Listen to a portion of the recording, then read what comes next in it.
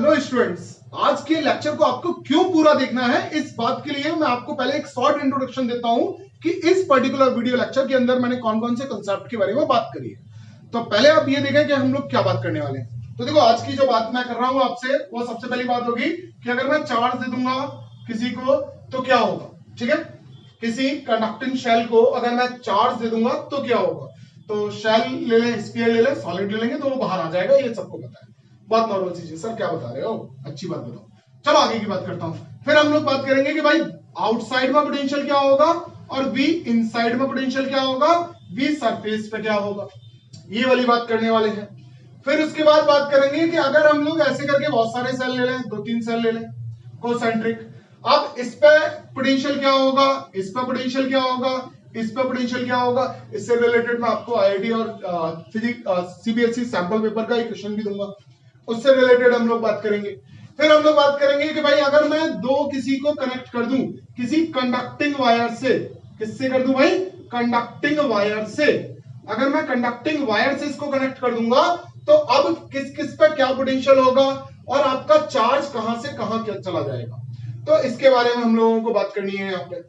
फिर अगला जो हमारा टॉपिक होगा वो होगा कि भाई चार्ज का रीडिस्ट्रीब्यूशन कैसे होगा। मतलब अगर आप 2 सेल ले लो और एक कोई प्लस क्यू चार्ज रख दो तो यहां कितना चार्ज होगा, यहां कितना चार्ज होगा, इस पे कितना होगा, इस पे कितना होगा। फिर मैं इसके बारे में बात करूंगा इस लेक्चर के अंदर।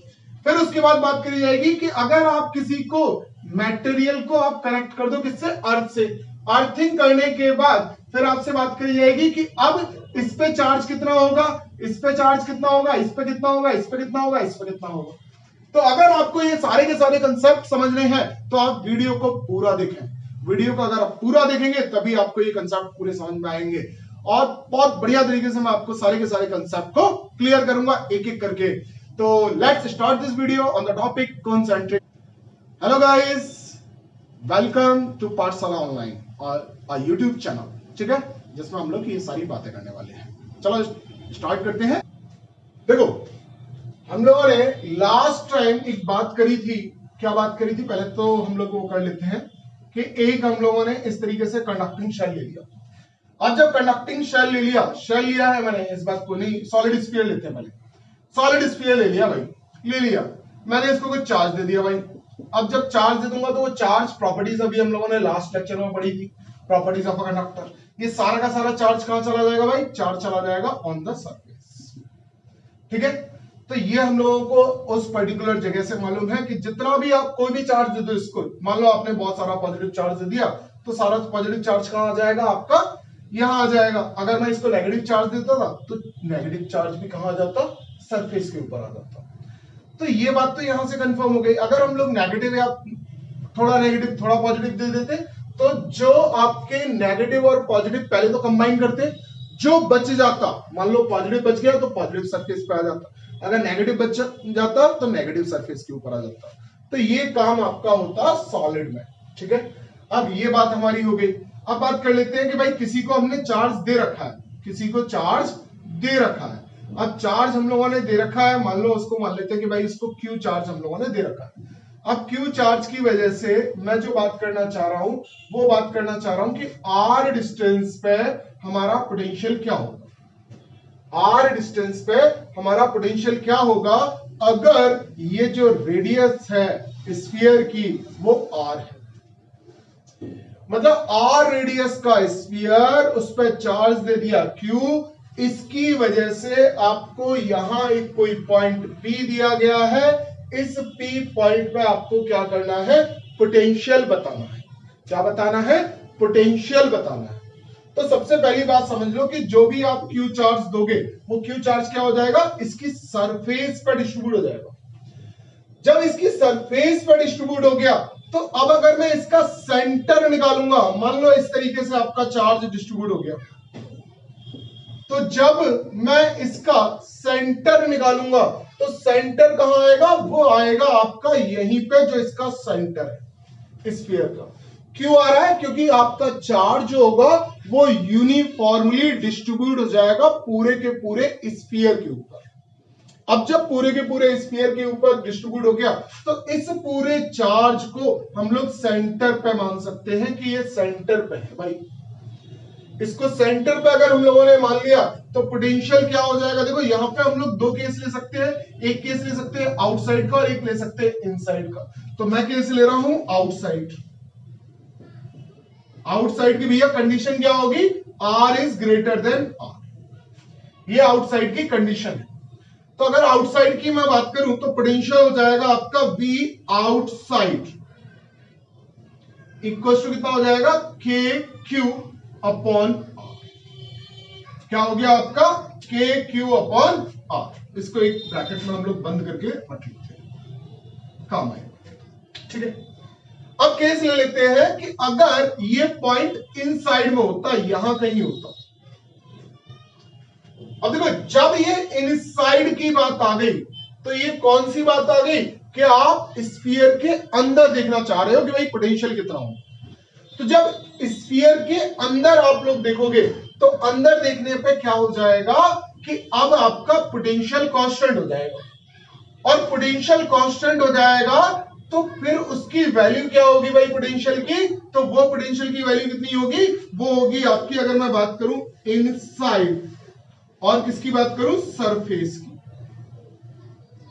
आर कैसा है, लेस देन और इक्वल टू, तो क्या हो जाएगा V इनसाइड। अब देखो पोटेंशियल क्या होता था स्फीयर के अंदर भैया, कांस्टेंट होता था। कांस्टेंट होता था तो वैल्यू कितनी होती थी उसकी, के क्यू अपॉन जो सरफेस के ऊपर होती थी। अब अगर सरफेस पे मैं यहां पॉइंट मान लूं तो आर की वैल्यू कितनी हो जाएगी, कैपिटल आर। अब आर की वैल्यू अगर कैपिटल आर हो गई तो इसका मतलब क्या है कि पोटेंशियल कितना हो जाएगा, पोटेंशियल हो जाएगा के क्यू अपॉन आर। जब के क्यू अपॉन आर हो गया पोटेंशियल तो V इनसाइड में कितना हो गया, के क्यू अपॉन आर। तो ये वैल्यू हम लोगों ने निकाल ली। क्या यही वैल्यू आपकी ऑन द सरफेस भी होगी, तो इसको भी हम लोग कैलकुलेट कर लेते हैं, और कैलकुलेट क्या कर लेते हैं कि यही वैल्यू आपकी सरफेस पे भी होगी। तो अगर मैं बात करूं on the surface, on the surface कितनी हो जाएगी, V surface equals to B कितना, K Q by capital R. तो इस बात को आप यहां से बिल्कुल क्लियर अपने दिमाग में रख ले भैया। क्या दिमाग में रखना है हम लोगों को कि जब बाहर का केस आएगा तो पोटेंशियल होगा के क्यू अपॉन आर, जब बाहर का केस आएगा। और जब केस आएगा आपका अंदर का, तो अंदर का केस हो या सरफेस का केस हो, दोनों ही केस में आपका पोटेंशियल कितना होगा, K Q upon radius of that particular sphere, that particular shell, जो भी आपने लिया है कंडक्टर। तो इस तरीके से हम लोगों ने इसके बारे में बात कर ली कि भाई ये क्या होगा और कैसे इसको हम लोग ट्रीट किया करेंगे। अच्छा, अगर मुझसे पूछ लिया जाए कि भाई plot the graph between V and R, graph between V and R, अगर V और R कौन सी लेनी है, स्मॉल, R कौन सी लेनी है, स्मॉल। अगर V और R के बीच में ग्राफ ड्रॉ करना चाहूं मैं, तो ग्राफ कैसा होगा उसकी बात कर लेते हैं हम लोग। अब देखो अगर मैं बात करूं कि जब तक इनसाइड का केस आ रहा है, जब तक R इक्वल टू आपका कितना आ रहा है, यहां एक्सिस और लिख लेते हैं। एक्सिस क्या है भाई आपकी, एक तो है V और एक है आपकी R। अब देखो बात को समझो कि जब R की वैल्यू 0 तो पोटेंशियल कितना है भाई, पोटेंशियल है के क्यू अपॉन आर। जब R की वैल्यू यहां तक पहुंचेगी, यहां तक पहुंचेगी, यहां तक पहुंचेगी, सब जगह पे पहुंचेगी, तो आपकी वैल्यू क्या हो रही है, वैल्यू आपकी यहां से लेके यहां तक कांस्टेंट चल रही है। तो जब तक R equal to capital R नहीं हो जाता है, पोटेंशियल आपका कैसा चलेगा, कांस्टेंट चलेगा। पोटेंशियल कैसा चलेगा, कांस्टेंट चलेगा। कितनी वैल्यू होगी भाई, ये वैल्यू। तो ये आपका क्या है, कांस्टेंट, कांस्टेंट। और वैल्यू कितनी होगी इसकी, वैल्यू होगी के क्यू अपॉन कैपिटल। कब तक ये वाली बात चलेगी भाई, ये बात जब तक चलेगी जब तक R इक्वल टू R नहीं हो जाता। और जैसे ही R इक्वल टू R हुआ तुरंत क्या हो जाएगा, तुरंत अब आपका ये इस तरीके से नीचे जाएगा, रेक्टेंगुलर हाइपरबोला। क्यों जा रहा है भाई ये रेक्टेंगुलर हाइपरबोला, इसकी वजह से जा रहा है क्योंकि अब जो आपका पोटेंशियल है वो इनवर्सली प्रोपोर्शनल टू R है। R की वैल्यू बढ़ेगी तो पोटेंशियल घटेगा। When you increase the R, the potential decreases। ठीक है, तो पोटेंशियल डिक्रीज करेगा तो पोटेंशियल आपका क्या है, V is proportional to 1/r। तो ये वैल्यू होगी यहां पर। तो इस तरीके से मैं ग्राफ के बारे में बात कर लूंगा कि भैया ग्राफ इसका कैसे हुआ करेगा। तो ये तो वो बेसिक कंसेप्ट है जिसके बारे में मैं आज पूरी की पूरी बात यहां पे करने वाला हूं। ठीक है, पूरी की पूरी बात करने वाले हैं। चलो इसका एक एग्जांपल ले लेते हैं। एक एग्जांपल लेके आपको समझाने की कोशिश करता हूं कि देखो भाई क्या होगा। अब देखो मैंने क्या किया, मैंने एक एग्जांपल लेना है। एग्जांपल क्या ले लिया कि भाई एक आपका स्फीयर है और ये सेकंड स्फीयर है। इसको बोल देते हैं 1 और इसको बोल देते हैं 2। इसकी जो रेडियस है वो ले लेते हैं, इसको बोलते हैं 1 और इसको बोलते हैं 2। इसकी जो रेडियस है इसको मान लेते हैं R1 और ये जो रेडियस है ये मान लेते हैं हम लोग R2। तो एक R1 रेडियस का और एक R2 रेडियस का दो स्फीयर्स है। एक स्फीयर के पास चार्ज है Q1 और दूसरे स्फीयर के पास है चार्ज Q2। अब आपको पोटेंशियल निकालना है। क्या निकालना है आपको, पोटेंशियल निकालना है। अब पोटेंशियल निकालना है, आप मान लो on the surface of first निकालना चाह रहे हो। On the surface of first, on the surface of first. अगर आप on the surface of first निकालना चाह रहे हो तो देखो हम लोगों ने उसको नाम दे दिया कि भाई उसको बोल देते हैं हम V1। क्या बोल देते हैं उसको, V1। तो हम लोगों ने नाम बोल दिया V1। अब देखो V1 पोटेंशियल अगर हम लोग बात करें तो पोटेंशियल को समझो कि होगा क्या। अब देखो दो जगह की वजह से आपको पोटेंशियल मिलेगा। एक पोटेंशियल मिलेगा इस वाले सेल की वजह से इस पे, और दूसरा मिलेगा इस वाले सेल की वजह से इस पे। कितना होगा, तो पोटेंशियल की अगर मैं बात करूं तो पोटेंशियल क्या होगा कि potential on first due to first plus potential on first due to second. तो ये दो तरीके के पोटेंशियल हम लोगों को कैलकुलेट करने पड़ेंगे इसके पोटेंशियल निकालने के लिए कि इसकी सरफेस पे कितना पोटेंशियल होगा। तो अगर मुझे ये पोटेंशियल निकालना है तो V1 की वैल्यू कितनी हो जाएगी भाई। आप देखो अगर मैं बात करूं 1 के लिए तो 1 के लिए कौन सा बात है, 1 के लिए है सरफेस वाली बात। अब सरफेस वाली बात है तो सरफेस के केस में कितना होता है, KQ/R। तो हम लोग क्या लिख देंगे इसे लिख देंगे KQ1/R1। KQ1/R1 प्लस में क्या आ जाएगा भाई, प्लस में देखो अगर आप अब बात करें तो जो Q2 है, Q2 के लिए ये वाली जो सरफेस है, ये जो सरफेस है ये कौन सी जगह पे है, इन साइड में है। कहां पे है, इन साइड में।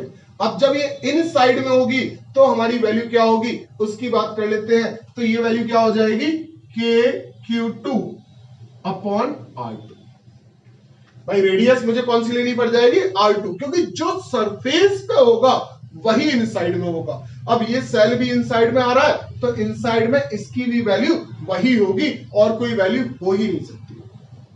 तो potential on the first surface आपको इतना मिल जाएगा। अब अगर मैं बात करूं on the surface of second, on the surface of second, अगर मैं सेकंड की सरफेस पे बात करूं तो देखो वो क्या हो जाएगा उसकी बात कर लेते हैं हम लोग कि भाई अब निकाल रहे हैं V2। तो V2 क्या होगा, V/2 पे 1 की वजह से प्लस 2 पे 2 की वजह से। ये दोनों पोटेंशियल की हमें रिक्वायरमेंट आएगी। अब इन दोनों पोटेंशियल की बात करें तो अब देखो इसके लिए कौन सा केस हो गया, आउटसाइड का। ये स्फीयर तो बेचारा यहां खत्म कर चुका था ना। इस स्फीयर पे जो भी आपका चार्ज था, जो भी इसका पोटेंशियल था, वो इनसाइड में ही तो कांस्टेंट था, आउटसाइड में कांस्टेंट थोड़ी होगा। तो आउटसाइड का केस हो जाएगा तो हमें ये फॉर्मूला यूज करना पड़ेगा। अब मैं क्या निकालना चाह रहा हूं, इस वाले स्फीयर जो कि जिसका सेंटर कहां है, यहां, और मुझे निकालना कहां है, इस पॉइंट पे। तो अब डिस्टेंस कौन सी चाहिए मुझे चाहिए R2 वाली डिस्टेंस।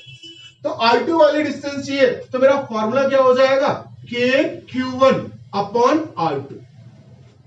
KQ1/R2 प्लस क्या हो जाएगा, KQ2/R2। तो ये V2 की वैल्यू हो गई आपकी यहां पे। V1 हम लोग ऑलरेडी निकाल चुके थे, वो इतना था। तो ये दो बातें हम लोगों को यहां पे समझ में आ गई होंगी कि जब आउटसाइड का केस हुआ करे तो आप R बड़ी वाली लिया करो, डिस्टेंस सेंटर से उस जगह तक की लिया करो। मगर जब इनसाइड की बात आया करे तो उस सेल की रेडियस जो भी हो उसको ले लिया करो। तो ये बात आई थिंक आपको यहां से बिल्कुल क्लियर हो गई होगी। और अगर आपको कोई भी वो है तो आप इसका एक स्क्रीनशॉट ले लें और आप स्क्रीनशॉट को आप आगे फर्दर यूज कर पाएंगे। तो आप फिलहाल के लिए एक स्क्रीनशॉट ले लें, फिर मैं आगे इसको और एक्सटेंड करता हूं कि आगे हम लोग और क्या कर सकते हैं। ठीक है, तो एक स्क्रीनशॉट। ओके, तो चलो अब एक एग्जांपल ले लेते हैं कि भाई उस एग्जांपल के थ्रू और समझते हैं जो अभी मैंने कंसेप्ट बात करी है उसी के बारे में। तो अगर मैं एक एग्जांपल ले लेता हूं कि भाई आपको सेंट्रिक स्फीयर्स दिए गए। अभी तो हम लोगों ने 2 का एग्जांपल लिया था, अब हम लोग 3 का एग्जांपल ले लेते हैं कि भाई 3 है। अच्छा, ये जो हम बात कर रहे हैं वो किसके बारे में बात कर रहे हैं? शेल के बारे में। अगर स्फीयर हो जाएगा तो उस केस में अलग होगा, अभी उसकी भी बात करूंगा मैं। ठीक है, तो फिलहाल के लिए आप किसकी बात कर रहे हैं? सेल की बात कर रहे हो। तो शेल में अगर मैं बात करूं कि भाई अब मैंने क्या किया, मैंने आपके ऐसे स्फीयर्स ले लिए, एक स्फीयर, उसके बाद चलो दूसरा स्फीयर ले लेते हैं कि भाई ये आपका दूसरा स्फीयर। यहां से इसको डिस्टेंस को मान लेते हैं कि भाई ये आपकी डिस्टेंस हम लोग ले लेते हैं चलो 2r। ठीक है, और इस पे चार्ज ले लेते हैं हम लोग 2q। फिर एक और स्फीयर हम लोग ले लेते हैं, एक और स्फीयर, और इस पे चार्ज मान लेते हैं हम लोग 4q। और यहां पे हम लोग इस डिस्टेंस को ले लेते हैं 4r। ठीक है, एक डिस्टेंस और बच गई, उसकी भी बात कर लेते हैं। ये आपका था q। ठीक है, r डिस्टेंस पे q चार्ज। तो इस तरीके से आपको 3 स्फीयर्स दिए गए भाई। एक स्फीयर जिसकी रेडियस r है, एक स्फीयर जिसकी रेडियस 2r है, और एक स्फीयर जिसकी रेडियस 4r है। तीनों ही शेल है, इस बात को जरूर समझे, शेल है। और इन सभी का सेंटर कहां है? एक ही पॉइंट पे। सबका सेंटर एक ही पॉइंट पे। तो जब एक ही पॉइंट पे सबका सेंटर है तो किस तरीके से बात करेंगे उसकी बात कर लेते हैं। अब देखो, ये हम लोगों ने अगर इस तरीके से कंसीडर कर लिया तो हम लोग क्या चाह रहे हैं? हम लोग इसको बोल देते हैं भाई, इसे बोल देते हैं हम लोग 1, इसे बोल देते हैं 1, इसे बोल देते हैं 2 और इसे बोल देते हैं 3। तो भाई ये ऐसे करके हम लोगों ने 3 शेल लिए हैं और उन 3 शेल का सेंटर जो है एक ही पॉइंट पे है। रेडियस जो है r, 2r एंड 4r है, और आपका जो चार्ज है वो q, 2q एंड 4q है। तो इस तरीके का मैंने सिनारियो ले लिया। अब हम लोगों को बात करनी है सबके, हम लोगों को अलग अलग पॉइंट पे बात करनी है कि किस पे कितना होगा। ठीक है, तो जब मुझे सब पे निकालनी है तो उसकी बात कर लेते हैं हम लोग कि भाई फर्स्ट निकाल रहे हैं हम लोग potential on the surface of shell 1। मैं फर्स्ट शेल के बारे में बात करना चाह रहा हूं कि फर्स्ट शेल के सरफेस पर कितना पोटेंशियल होगा। तो जब मुझे ये वाली बात करनी है तो देखो, सबसे पहले हम लोग बात कर लेते हैं कि भाई हम लोग लिखे क्या भाई V1 क्या होगा। तो अगर मैं बात करूं कि V1 की वैल्यू कितनी होगी भाई? अब V1 की वैल्यू देखो किस किस वजह से आएगा पोटेंशियल। एक तो इसका इसी की वजह से, एक इसकी वजह से पोटेंशियल, एक इसकी वजह से पोटेंशियल। मगर मुझे निकालना था यहां। तो अब एक बात को समझो, इसका तो केस आ गया ऑन द सरफेस वाला, और बाकी दोनों स्फीयर्स के लिए क्या हो गया? इनसाइड का केस।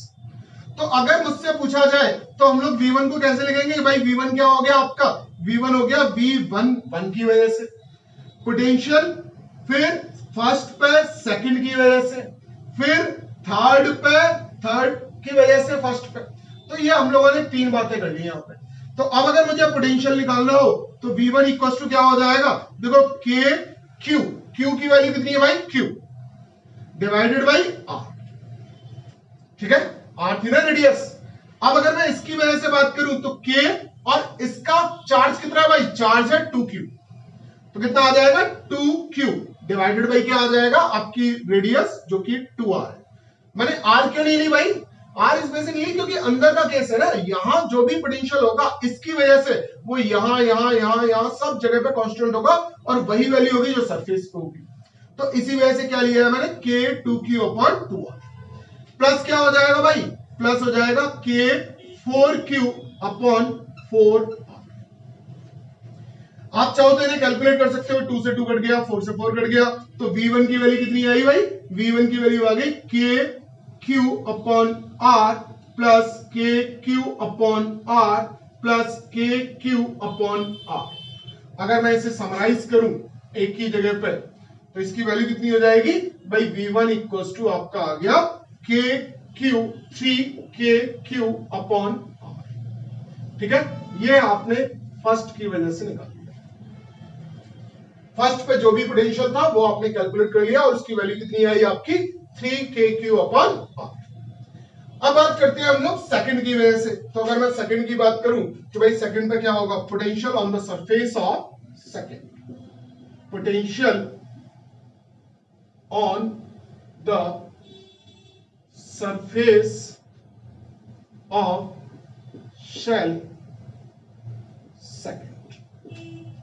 तो अगर मुझे पोटेंशियल निकालना है on the surface of second shell तो वो क्या हो जाएगा, वो हो जाएगा V2।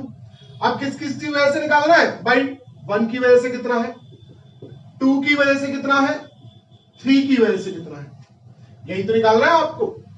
अब जब आपको 1 की वजह से निकालना है तो 1 की वजह से समझो, अब देखो पोटेंशियल यहां अंदर ही तो कांस्टेंट था, बाहर के लिए क्या हो गया, ये कांस्टेंट नहीं रहा, तो अब मुझे क्या होगा, ये वेरिएबल हो जाएगा। अब जब ये वेरिएबल हो जाएगा तो भाई कौन सी वैल्यू हम लोगों को उठानी होगी, डिस्टेंस तो ये चाहिएगी और चार्ज ये चाहिएगा। तो अगर मैं लिखूं तो क्या लिख दूंगा ऐसे, KQ/2R प्लस K2Q/2R प्लस, देखो इसके लिए तो सरफेस वाली बात आ गई ना, जो अंदर था वही यहां पे भी होगा। थर्ड वाले की वजह से बात करूं तो उसके लिए भी अंदर का केस है, तो वहां पे भी हम लोगों को सेम चीजें लेनी पड़ जाएंगी, K4Q/4R था ये। अब देखो ये क्या हो गया, ये हो गया KQ/2R plus KQ/R plus KQ/R। हमने सॉल्व किया इसको, तो सॉल्व करने पे क्या आ जाएगा भाई, 2R तो एलसीएम आ गया, और 2R एलसीएम आ गया तो क्या हो जाएगा, KQ plus 2KQ plus 2KQ, कितना आ गया भाई, ये वैल्यू आ गई 5KQ/2R। तो V2 की वैल्यू कितनी हो गई, 5KQ/2R, याद रहेगी। देखो कंसेप्ट को समझने की कोशिश करना, बहुत प्यारा कंसेप्ट है, आज का जो मैं टॉपिक डिस्कस कर रहा हूं बहुत प्यारा कंसेप्ट है। अब देखो आगे की बात कर लेते हैं कि भाई अब क्या होगा। अब अगर मैं आगे की बात करूं, यहां बात कर लेते हैं, तो अब बात कर रहे हैं पोटेंशियल ड्यू टू शेल, कौन सा होगा, potential on the surface, potential on the surface of shell third. भाई पोटेंशियल बताना है on the surface of third shell. अब थर्ड सेल की अगर मैं बात करना चाहूं तो वो क्या होगा, देखो उसे लिख लेते हैं पहले V3। अब देखो V3 किस किस की वजह से निकालना है, फर्स्ट की वजह से और सेकंड की वजह से और थर्ड की वजह से। तो V3 की अगर मैं बात करूं, अब देखो फर्स्ट और सेकंड, अगर मैं फर्स्ट और सेकंड की बात करूं, फर्स्ट तो यहां तक का था, केवल बात करनी है यहां, कौन सा केस हो गया, आउटसाइड का। अगर मैं बात करूं सेकंड, तो सेकंड केवल इस जगह तक था, उसके आगे ये बात आ रही है, तो इसका मतलब इसके लिए भी आउटसाइड का केस है, और थर्ड वाले के लिए क्या है, इन साइड का केस है। तो अगर मैं बात करूं तो यहां पे अब कितना हो जाएगा भाई, हो गया आपका KQ/ कितना हो जाएगा 4R plus K2Q/4R plus K4Q/4R। तो अगर मैं V3 की बात करूं तो V3 क्या हो जाएगा आपका भाई KQ, अब आपने क्या किया, ले लो एलसीएम ले लो, यही ले लेते हैं, फायदा रहेगा। तो KQ plus 2KQ plus 4KQ, अगर आप इन सब वैल्यूज को निकालें तो ये कितना हो गया 7KQ/4।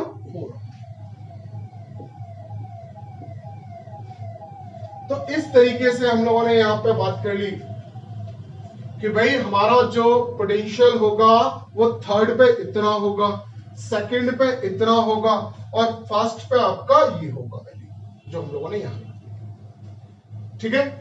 अब देखो यहां से एक खास बात को आप समझे, बात जो मैं खास कह रहा हूं उस बात को समझे कि भाई अगर आप देखें तो सबसे ज्यादा पोटेंशियल कहां निकला, सबसे ज्यादा पोटेंशियल निकला यहां अंदर, पोटेंशियल यहां क्या निकला उससे कम, और यहां क्या निकला सबसे कम। तो अगर मैं रिलेशन लिखना चाहूं तो रिलेशन क्या हो जाएगा हमारा, अगर तीनों के बीच में रिलेशन लिखना चाहे तो V1 is greater then V2 greater than V3, V1 greater than V2 greater than V3। मतलब आपका जो सबसे छोटा वाला स्फीयर है, जो छोटा वाला सेल है, जो सबसे अंदर वाला सेल है, उस सेल के पास सबसे ज्यादा पोटेंशियल है। आप खुद ही देख रहे हैं, ये है 3kq/r, ये है 5/2 मतलब अप्रोक्सीमेटली 2.5, और अगर मैं इसकी बात करूं तो ये 2 से लेस है, तो ये 3, ये 2.5 और ये 2 से लेस, तो सबसे लेस कौन हो गया, ये हो गया कि नहीं हो गया। तो अगर इस तरीके का सिनारियो हमारे पास आ गया है तो यहां से ये बात बिल्कुल कंफर्म हो चुकी है कि अंदर वाले पे सबसे ज्यादा पोटेंशियल होगा और उसके बाहर वालों पे कम, ठीक है। तो आप फिलहाल के लिए इसको नोट डाउन कर ले, फिर मैं आगे की बात करूंगा अभी, ठीक है। तो एक एग्जांपल ले लेता हूं मैं, बहुत बढ़िया एग्जांपल है, आपका आईआईटी में पूछा गया था और जो आपके सीबीएसई सैंपल पेपर्स आते हैं उसके अंदर भी पूछा गया है। तो बोर्ड के लिए भी इंपोर्टेंट क्वेश्चन है, आईआईटी का क्वेश्चन है तो आईआईटी के लिए भी इंपोर्टेंट है, और अगर मैं बात करूं नीट तो नीट के लिए भी वेरी इंपोर्टेंट क्वेश्चन। तो अगर हम लोग ये सब बात कर चुके हैं तो चलो मैं अपने एग्जांपल को चेंज करता हूं और आगे की बात। तो अब हम लोग स्टार्ट करते हैं अपने आगे का एग्जांपल, जो कि मैं आपको बता रहा था आईआईटी से है और आपका सीबीएसई सैंपल पेपर्स में भी पूछा गया। तो अगर मैं इसकी बात करूं तो इसमें हम लोग केस ले लेते हैं भाई। देखो इसमें क्वेश्चन क्या दिया गया था, क्वेश्चन था ये कि भाई आपका एक है, ठीक है, एक के बाद आपका ये दूसरा है और दूसरे के बाद ये आपका तीसरा है। कलर दूसरा यूज कर लेते हैं जिससे कि डिफरेंशिएट कर पाए हम लोग। तो अगर मैं बात करूं कि एक हम लोगों ने ये ले लिया, एक और को ले लेते हैं कि भाई ये वाला है, और एक और ले लेते हैं हम लोग भाई, इस पर चार्ज और बात कर लेते हैं, चार्ज की भी बात करेंगे फिलहाल के लिए, चलो एक और बना लेते हैं। तो एक और आपको इस तरीके से दिया गया है। अब बात जो बोली गई है वो आप समझे कि भाई इस पे जो है वो प्लस सिग्मा है, ठीक है, और इसकी जो रेडियस आपको बताई गई है, ये रेडियस बताई गई है आपको, ये है आर सी या सी रेडियस, ओनली सी रेडियस बोली गई थी वहां पे भी, तो आप सी ही ले लें, सी रेडियस, ठीक है।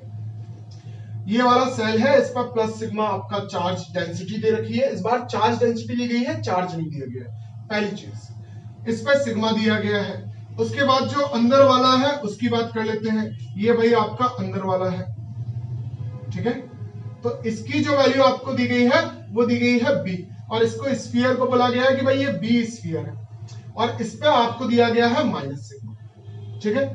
उसके बाद बात कर लेते हैं जो अंदर वाला है, अंदर वाले पे क्या है, अंदर वाले को बोला है ए स्फीयर है, और इसकी जो रेडियस आपको बताई गई है वो बताई गई है आपको ए रेडियस, ठीक है, और जो चार्ज डेंसिटी बताई गई है वो है प्लस सिग्मा, और लास्ट वाला ये आपका कौन सा था, ये था आपका सी स्फीयर, ये आपको बताया गया है। फिर आपसे पूछा गया है find potential at the surface of shell A B and C, ये आपका फर्स्ट पार्ट है। सेकंड पार्ट में आपसे बोला जा रहा है if VA equals to VC, मतलब पोटेंशियल जो A पे है वही पोटेंशियल आपका C पे है, किस पे, सरफेस पे। If VA equals to VC on the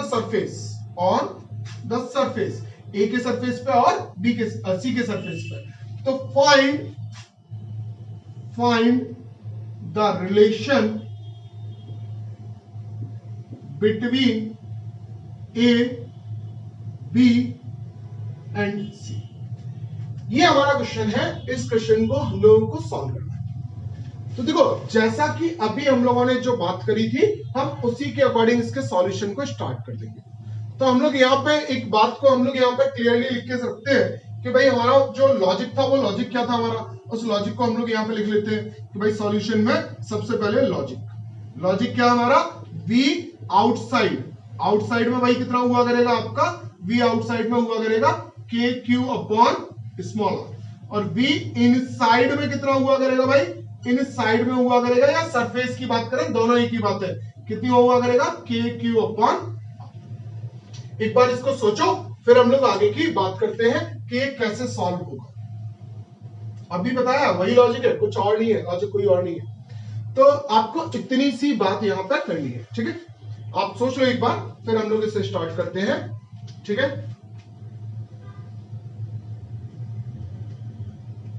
start करते हैं हम अपने उसको। तो सबसे पहले हम लोग बात करते हैं चार्ज डेंसिटी। प्रॉब्लम देखी हमें चार्ज डेंसिटी, तो हम लोग चार्ज डेंसिटी की बात कर लेते हैं, चार्ज बात कर लेते हैं कि भाई किस किस पे कितना कितना चार्ज है आपका। तो अगर मैं चार्ज की बात करूं तो सबसे पहले बात करते हैं भाई चार्ज ऑन शेल 1। सबसे पहले बात किसकी कर रहे हैं, charge on shell 1, charge on shell each shell कर देते हैं, थोड़ा सा सही रहेगा, ईच शेल। देखो सबसे पहले बात करते हैं हम लोग भाई इस पे कितना होगा, तो QA, ए पे चार्ज कितना होगा। तो अगर मैं QA की बात करूं तो देखो QA पे सरफेस चार्ज डेंसिटी कितनी दी गई है, प्लस सिग्मा। तो अगर मैं सिग्मा को इसके एरिया से मल्टीप्लाई कर दूं तो मुझे वैल्यू मिल जाएगी। तो वो वैल्यू कितनी होगी आपकी भाई, सिग्मा इंटू 4 पाई। देखो अगर आप पहले लिख ही लो, Q इक्वल टू क्या होता है, सिग्मा इंटू ए। तो अगर QA की बात करी गई तो कितना हो जाएगा, सिग्मा प्लस का था into area pi A square, QA की वैल्यू। अगर QB की पूछी जाए तो QB इक्वल टू कितना हो जाएगा, minus sigma pi B square.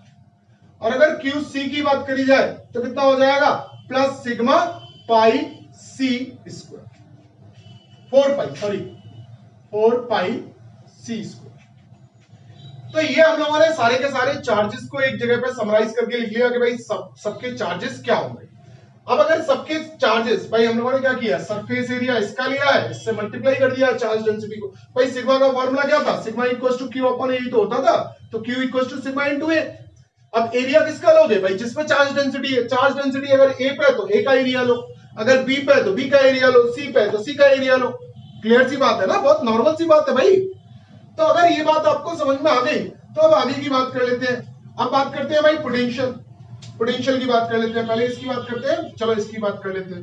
तो पोटेंशियल की बात कर लेते हैं हम लोग यहां से कि भाई पोटेंशियल क्या होगा। तो बात कर रहे हैं हम लोग पोटेंशियल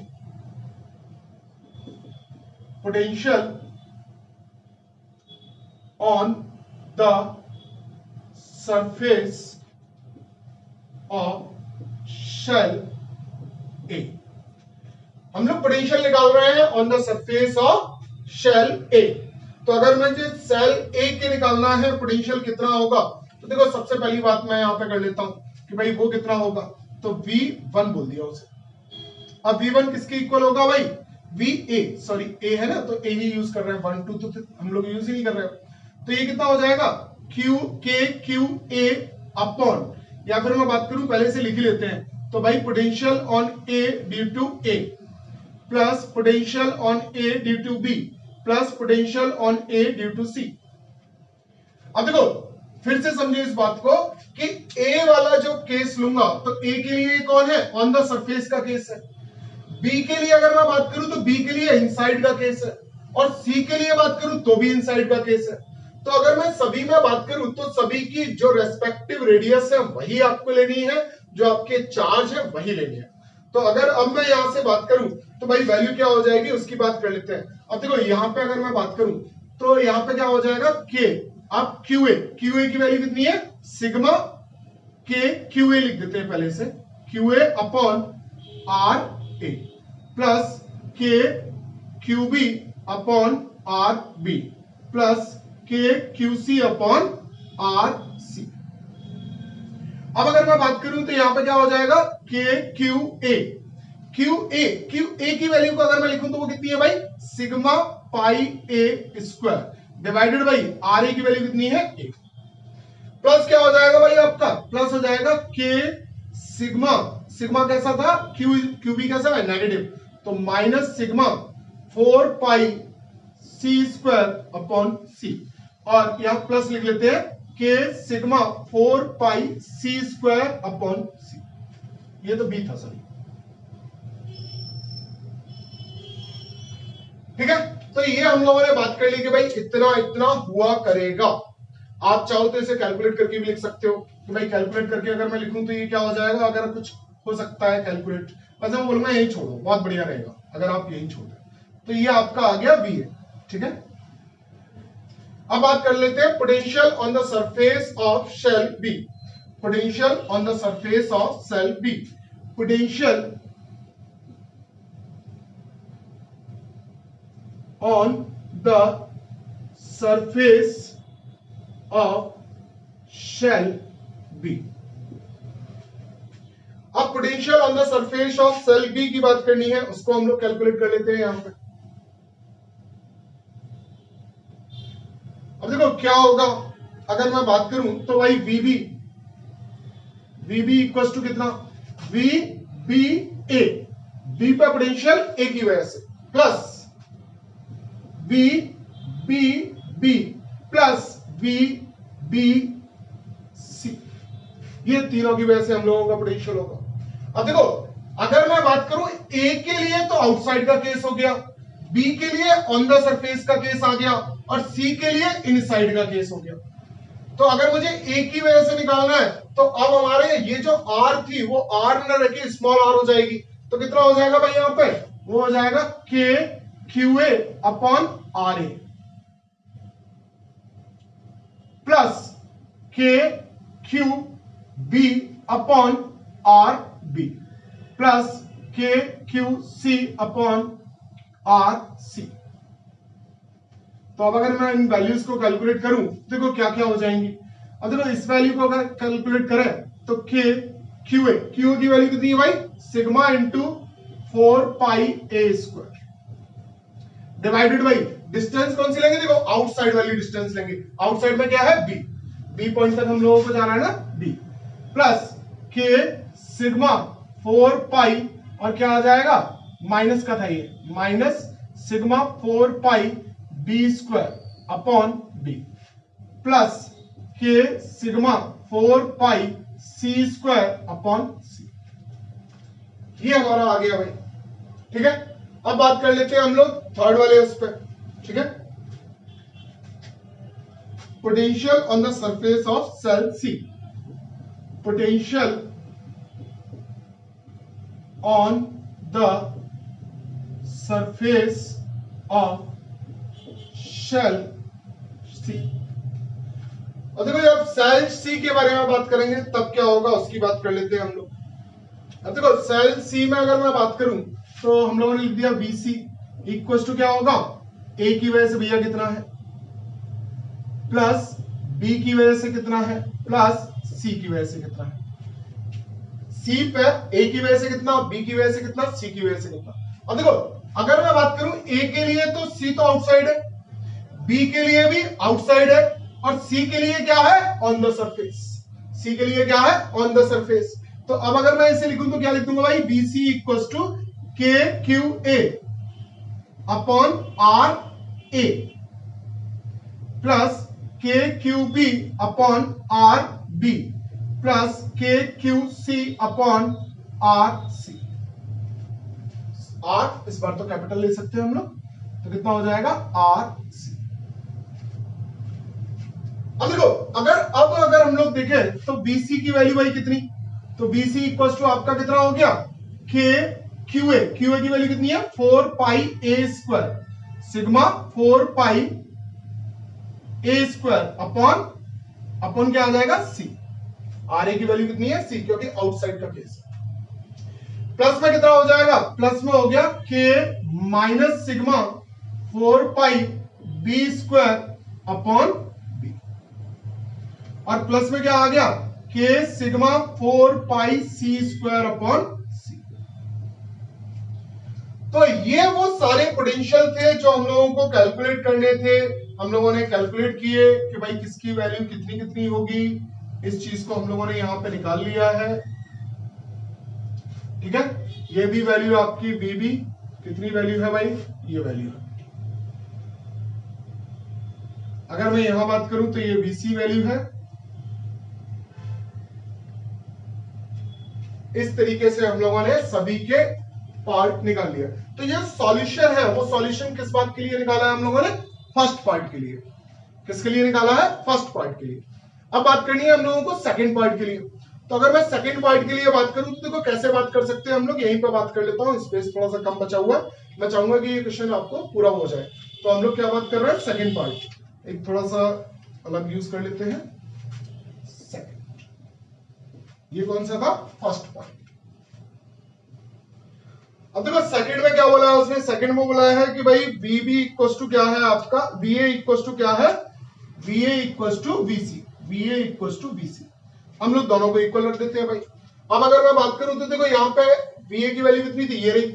कितनी वैल्यू है भाई, अगर मैं लिखना चाहूं इसको तो वैल्यू कितनी है आपकी, K sigma 4 pi A square upon A plus K sigma 4 pi minus का था, minus sigma 4 pi B square upon B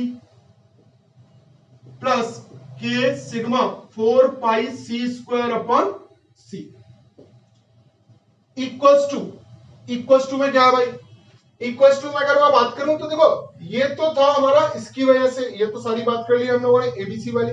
अब ये वाला पोटेंशियल, तो ये वाला पोटेंशियल कितना है, K sigma 4 pi A square upon C plus K sigma minus sigma 4 pi B square upon C plus K sigma 4 pi A square C square upon सी।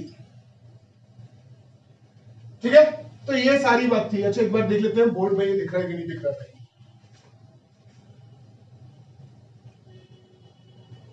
थोड़ा सा नीचे चला गया है, कोई बात नहीं है। आपको पता होगा मैंने वो बस जस्ट वैल्यूज लिखी है। ठीक है, जस्ट ये वैल्यूज है। एक मिनट इसको थोड़ा सा करीब देते हैं।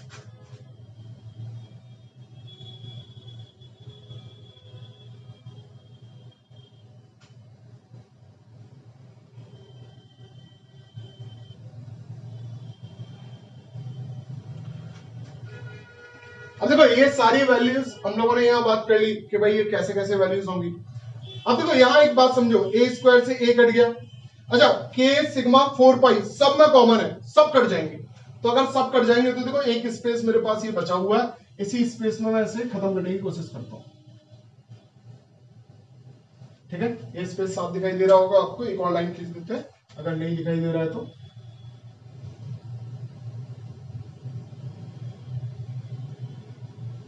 अब देखो अगर हम लोग यहां पे बात करें तो आपका के सिग्मा 4 पाई सब में कॉमन है, सब में कट जाएगा। अब जब सब में कट गया तो यहां से ए स्क्वायर अपॉन ए बचा, यहां से बी स्क्वायर अपॉन बी बचा, यहां से सी स्क्वायर अपॉन सी बचा, ए स्क्वायर अपॉन सी, बी स्क्वायर अपॉन सी और सी स्क्वायर अपॉन सी। तो अगर मैं बात करूं यहां पे तो क्या हो जाएगा आपका, उसकी बात कर लेते हैं। तो देखो सबसे पहले आ गया आपका A square upon A plus B square upon B. अच्छा प्लस नहीं आएगा, माइनस आएगा,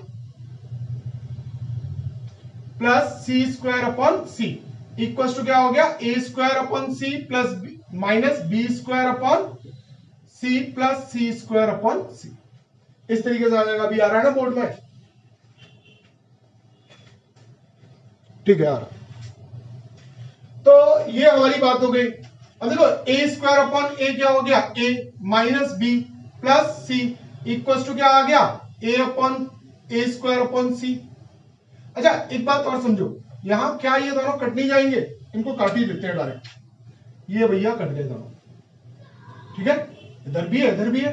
अच्छा ए अपॉन ए क्या हो गया, बी अपॉन बी क्या हो गया, तो ए अपॉन ए क्या हो गया, A minus B equal to क्या आ गया, अगर मैं बात करूं तो A square upon C minus B square upon C. तो इसे लिख सकते हैं A minus B equal to A square minus B square upon C. तो a minus B equal to आपका क्या आ गया, a माइनस बी और a plus B divided by c। a minus B से a माइनस बी कट जाएगा तो आपका क्या आ गया, C equal to A plus B. और यही वो डिजायर्ड रिजल्ट है जिसके बारे में हम लोगों से IIT ने पूछा था। बड़ा इजी सा है, बहुत इजी सा है। पता नहीं आप लोगों को जो भी प्रॉब्लम हो, वैसे इसमें कोई प्रॉब्लम नहीं होगी। आपको अगर ये कंसेप्ट समझ में आ गया है तो मैं आगे की बात करूंगा। ये आ गया ना, बहुत आसान सा काम था, बस वही सब काम करने थे। बस IIT ने क्या किया कि भाई चार्ज की जगह उसने क्या कर दिया, चार्ज डेंसिटी दे दी, बस इतना सा काम कर दिया उसने। तो इतने से बात के बाद अब हम लोग आगे के अपने टॉपिक को आगे बढ़ाते हैं। मैंने बोला था ना कि भाई क्या होगा अगर अंदर वाले को एक चार्ज दिया जाए, बाहर वाले को चार्ज दिया जाए और उन्हें एक प्लेट से या कंडक्टिंग वायर से जोड़ दिया जाए तो क्या होगा। चलो उस टॉपिक के बारे में बात करते हैं। फिलहाल इसको हम लोग हटा रहे हैं, तो आप एक स्क्रीनशॉट इसका ले रहे हैं अभी, ठीक है, हो गया। चलो अब देखो, जो मेरा नेक्स्ट कॉन्सेप्ट है उसके बारे में बात करते हैं कि वो नेक्स्ट कॉन्सेप्ट हमसे क्या कह रहा है। अब देखो, अगर मैं दो कोसेंट्रिक फिर से स्फीयर ले लूं, एक स्फीयर ले लिया, मान लो ए स्फीयर है और आपकी जो रेडियस है वो RA है, ठीक है, और इस पे जो चार्ज है वो चार्ज ले लेते हैं QA। उसके बाद ये स्फीयर ए है, ये बात तो क्लियर हो ही रही है यहां से। उसके बाद मैंने एक दूसरा स्फीयर ले लिया कोसेंट्रिक, और यहां पे हम लोग मान लेते हैं QB है चार्ज, और ये जो रेडियस है ये RB है। अब कंडीशन क्या दी गई है, कंडीशन दी गई है कि भाई RA is greater then RB is greater then RA, जो कि दिख भी रही है, RB is greater then RA, ये कंडीशन दी गई है। अब जब ये कंडीशन दी गई है तो आपको क्या करना है कि अगर आपको ये बोल दिया जाए कि इन दोनों स्फीयर्स को मैंने एक मेटेलिक वायर से, कंडक्टिंग वायर से, कैसा वायर है, conducting,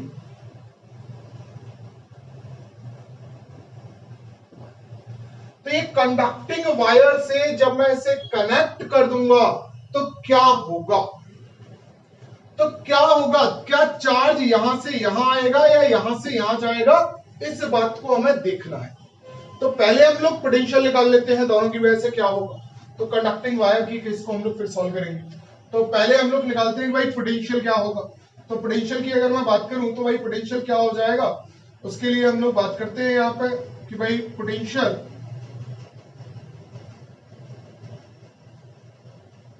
on the surface of shell.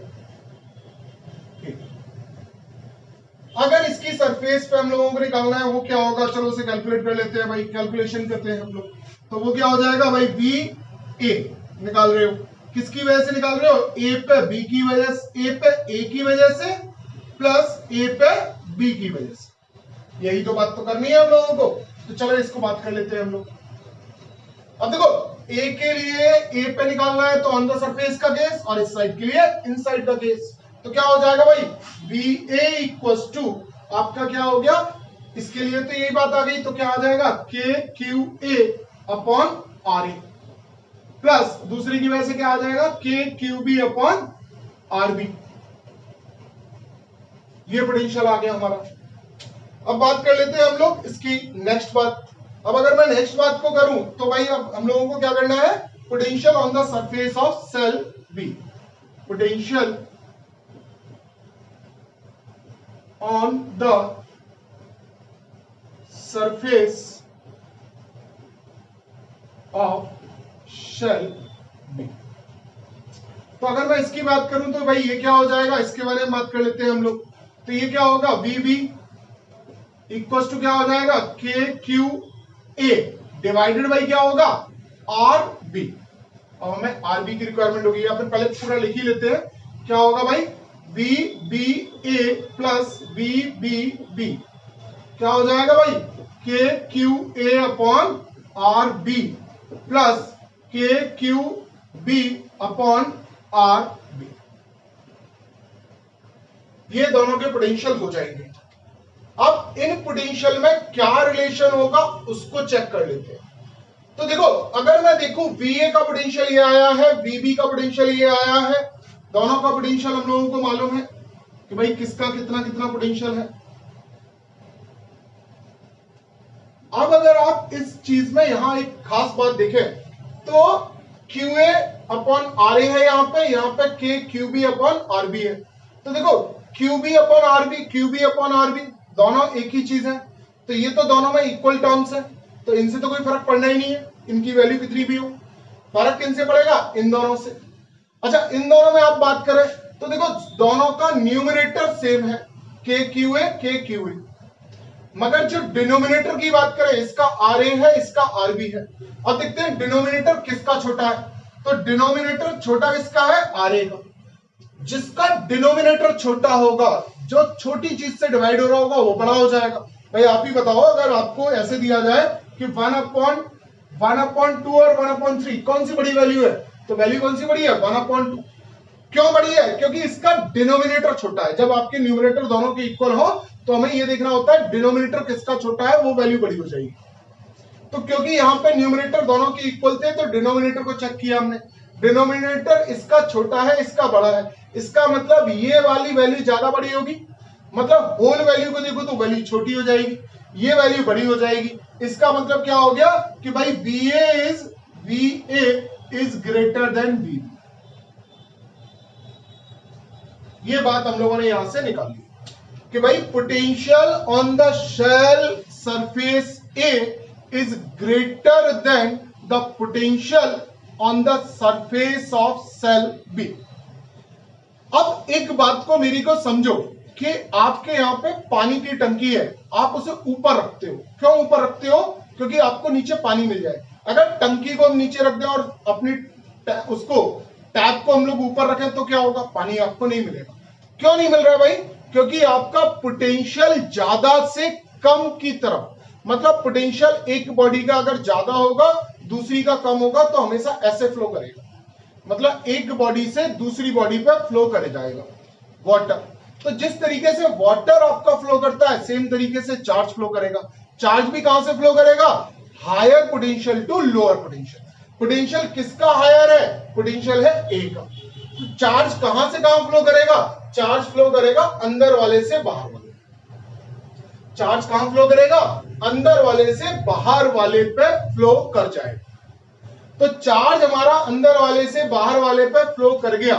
अब क्वेश्चन हमारे दिमाग में एक आता है कि सर ये बात तो कंफर्म है कि अंदर वाले से बाहर वाले पे आ गया, मगर कितना आया ये कैसे पता करें? तो चलो उसको पता करते हैं कि उसको कैसे पता करें।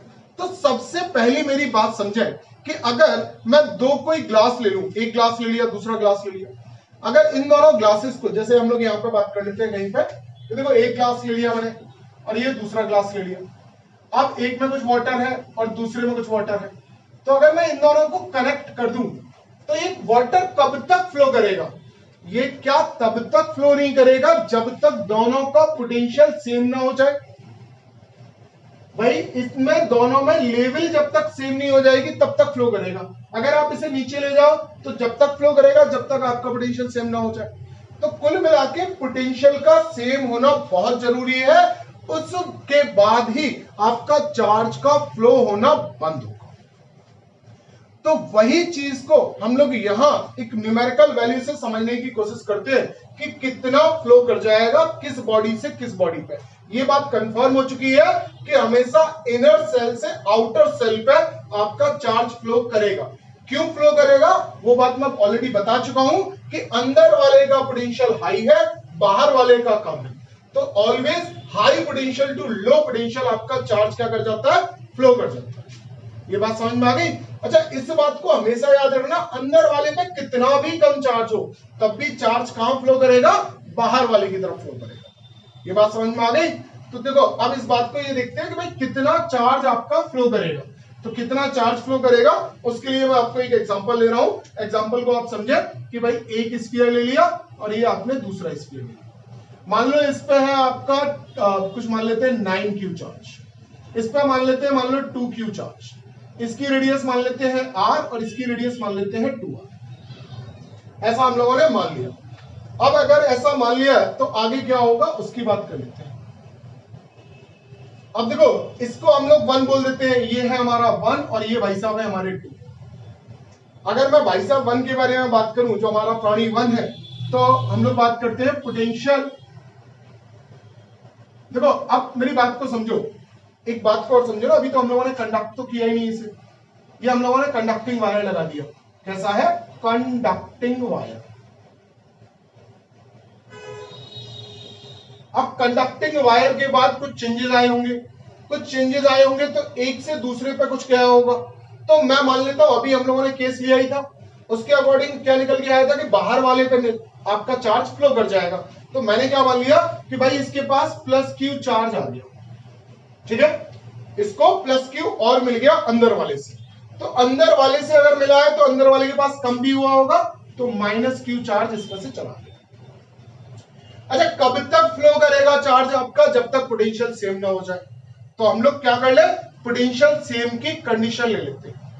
क्या कर लेते हैं? पोटेंशियल सेम की कंडीशन ले लेते हैं। तो सबसे पहले हम लोग क्या बात कर लेते हैं, भाई पोटेंशियल निकाल लेते हैं। तो हम लोग पोटेंशियल निकाल रहे हैं।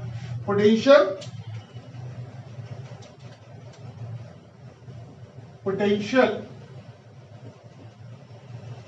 On the surface of shell 1 के सरफेस पे क्या पोटेंशियल होगा उसकी कैलकुलेशन करते हैं। तो अगर मुझे उसकी कैलकुलेशन करनी हो तो मेरा क्या हो जाएगा भाई? अब देखो हम लोगों ने कई बार बात कर चुके हैं, मैं बार बार ज्यादा डिटेल में नहीं जाऊंगा, हम लोग डायरेक्ट बात कर लेते हैं। 1 प्लस 1 2, ठीक है, 1 पे 1 की वजह से, 2 पे 1 की वजह से, तो कितना हो जाएगा भाई? के क्यू, क्यू की वैल्यू कितनी है? 2q minus Q divided by distance कितनी है आपकी? r, प्लस कितना हो जाएगा? के 9q plus q divided by क्या आ जाएगा आपका भाई? इसके लिए तो आपका क्या ऑन द सरफेस का केस है, तो 2r, ये v1 की वैल्यू आ गई। अब बात कर लेते हैं potential on the surface of shell 2। Potential on the surface of shell 2। तो अगर मैं इसकी बात करूं तो वो कितना हो जाएगा भाई? वो हो गया आपका V2 equal to V21 plus V22।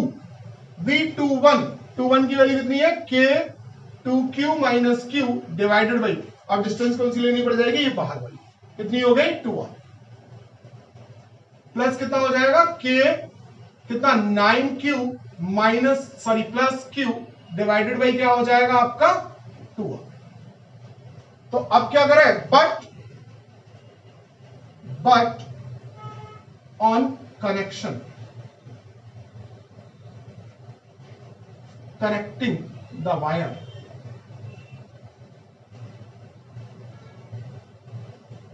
V1 equal to V2 रख देते हैं भाई, K 2Q minus Q divided by R plus K 9Q plus Q divided by 2R equal to K 2Q minus Q divided by 2R plus K 9Q plus Q divided by 2R। अब देखो जो कटने वाले terms हैं उन सबको काट दो, तो ये सारे टर्म्स K और R सब में से गायब हो जाएंगे। तो कितना बचा? 2Q minus Q equal to 9Q plus Q divided by 2 plus कितना आ गया? 2Q minus Q divided by 2 plus 9Q plus Q divided by 2। यही वैल्यू आ गई आपकी। ये यहां पे था प्लस और यहां था इक्वल, ठीक है। अब देखो जो भी R तो हमारा जा चुका है, अब देखो 9Q प्लस Q कट गए फिर से, ठीक है।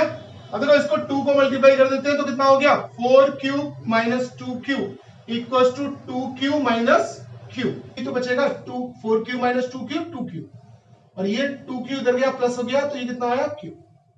मतलब आपका Q की वैल्यू कितनी आई? 2Q। Q की वैल्यू कितनी आई? 2Q। मतलब जितना भी यहां चार्ज था वो सारा का सारा यहां पहुंच गया, वो सारा का सारा कहां पहुंच गया? यहां पहुंच गया। कोई भी चार्ज इसके पास नहीं रहा, मतलब सारा का सारा चार्ज इस जगह पर पहुंच चुका है, बाहर वाले पर, और पहुंचना भी चाहिए था। जो हमारी प्रॉपर्टी थी वो प्रॉपर्टी भी तो यही थी कि सारा कहां रहेगा? सरफेस पे।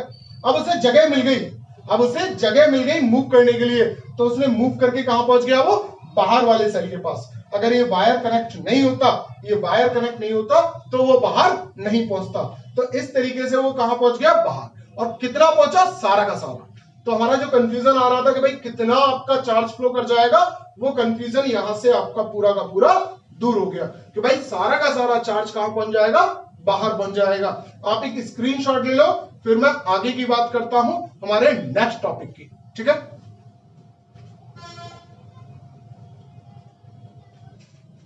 अब देखो, अब बात कर लेते हैं हम लोग चार्ज रीडिस्ट्रीब्यूशन की, कि अगर हम लोग कोई चार्ज देंगे तो वो कैसे रीडिस्ट्रीब्यूट हो जाएगा, जो कि हम लोगों को आगे जो हमारा टॉपिक है अर्थ का, उसके लिए बहुत रिक्वायरमेंट है। तो देखो मेरी एक बात को समझो कि अगर आप कोई इस तरीके से कोई ले ले, मान लो आपने कोई एक शेल ले लिया। अब इस शेल में आपने ये जो इसका सेंटर है, यहां पे आपने चार्ज दे दिया इसको Q। अब जब आप इसको Q चार्ज दे दोगे, ये जो शेल है, शेल कैसा है आपका, thin cell.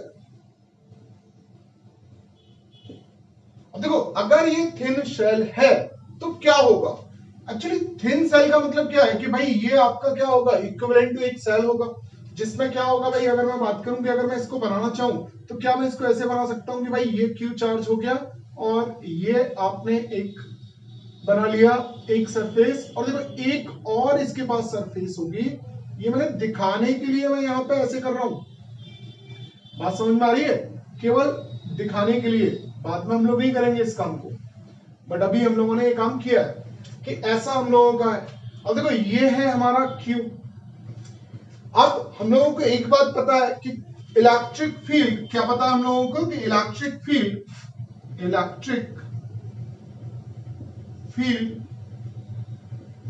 Inside of conductor is 0। मतलब जो इलेक्ट्रिक फील्ड होता है वो इक्वल टू 0 होता है। कहां 0 होता है, 0, देखो एक बात को समझो कि ये पूरा का पूरे शेल में अगर बात करें तो केवल ये मटेरियल है, इस मटेरियल के अंदर आपका 0 होगा। अगर आप यहां बात करें तो यहां 0 नहीं होगा, कहां अंदर होगा, इस जगह पे 0 होगा, केवल जो जहां पे मटेरियल है आपका, तो मटेरियल वाली जगह पे ये क्या हो जाएगा, 0 हो जाएगा इस जगह। अब जब ये यहां पे 0 है इलेक्ट्रिक फील्ड, तो अगर मैं यहां पे अगर आपने प्लस Q किसी चार्ज को रख दिया, तो यहां पे अब पूछा जा रहा है कि इनसाइड में आपका चार्ज कितना होगा, जो इनसाइड में सरफेस है उस पे चार्ज कितना होगा, और जो आउटसाइड में सरफेस है उसके पास कितना होगा। तो इस कंसेप्ट को समझने के लिए आप एक बात समझे, वो जो बात क्या है कि electric field inside of a conductor is 0। मतलब जो मटेरियल होता है जिस जगह पे कंडक्टर का, उस जगह पे आपका इलेक्ट्रिक फील्ड की वैल्यू 0 होती है। मतलब यहां पे अगर मैं बात करूं तो इस जगह पे आपका कितना होगा, 0 होगा। जैसे फॉर एन एग्जांपल अगर मैं यहां पे बात करना चाहूं कि अब मेरी बात को समझो कि इलेक्ट्रिक फील्ड कहां 0 होने वाला है, यहां पे। ये मैंने कोई गॉसियन सरफेस मान ली।